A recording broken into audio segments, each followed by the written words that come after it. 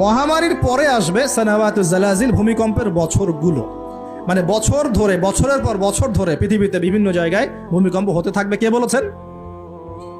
নবী সাল্লাল্লাহু আলাইহি ওয়াসাল্লামের কথা কি সত্য না মিথ্যা? আস্তাগফিরুল্লাহ, সত্য না। মহামারীর পরে আসবে সানাওয়াতুজ জালাজিল, ভূমিকম্পের বছরগুলো। মানে বছর ধরে, বছরের পর বছর ধরে পৃথিবীতে বিভিন্ন জায়গায় ভূমিকম্প হতে থাকবে। কে বলেছেন? নবী সাল্লাল্লাহু আলাইহি ওয়াসাল্লামের কথা কি সত্য না মিথ্যা?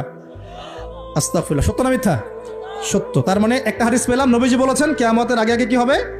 ভূমিকম্পের বছরগুলো আসবে। ভূমিকম্প আসবে না, ভূমিকম্পের বছরগুলো আসবে। একটা হাদিস মাথায় নেন। 2 নাম্বার, নবীজি বলছেন কিয়ামতের 10টা আলামত আছে। কয়টা? 10টা। তার মধ্যে 1 নাম্বার আলামত হচ্ছে দাজ্জাল। কি নাম? দাজ্জাল। আচ্ছা, ওইদিকে আলোচনা নিচ্ছি না আজকে। 2 নাম্বার হচ্ছে ইয়াজুজ আর মাজুজ, এটাও অন্য লেকচারে শুনে নিন। 3 নাম্বার ঈসা আলাইহিস সালামের আগমন। 4 নাম্বার দাব্বাতুল আরদ, জমিন থেকে প্রাণী বের হবে। 5 নাম্বার ইয়েমেন থেকে আগুন বের হবে। ইয়েমেন থেকে আগুন বের হবে। 6 নাম্বার দুখান, ধোঁয়া, ধোঁয়া দিয়ে পৃথিবী ছেয়ে যাবে।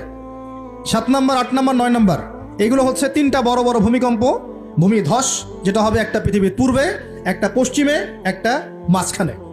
পৃথিবীর পূর্বে মানে এই পুরো আমাদের সাবকন্টিনেন্ট সহ পুরো পূর্ব দিক, একদম ইন্দোনেশিয়া, মালয়েশিয়া, সব জায়গা পূর্ব দিক।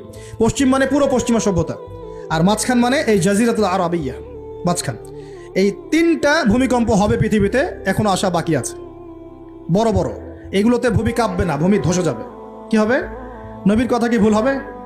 আর শেষটা হচ্ছে এই পূর্ব দিক থেকে, পশ্চিম দিক থেকে সূর্য উদিত হবে এবং মানুষের তওবার দরজা বন্ধ হয়ে যাবে।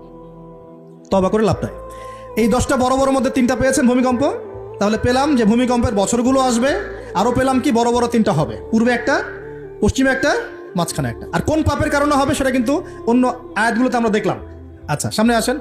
আবার নবীজি বলছেন দাজ্জাল যখন মানুষের রূপে বের হবে তখন সে সব জায়গায় বিচরণ করতে পারবে, কিন্তু মক্কা মদিনায় ঢুকতে পারবে না। ঠিক আছে? তো সলফে সালাহিন তারা বলছেন যে দাজ্জাল সব জায়গায় ভ্রমণ করবে। এটা এও ব্যাখ্যা হতে পারে যে সে নিজে সব জায়গায় যাবে না, বরং তার অনুসারীরা বিভিন্ন জায়গায় আধিপত্য বিস্তার করবে। এই ব্যাখ্যা যৌক্তিক তো?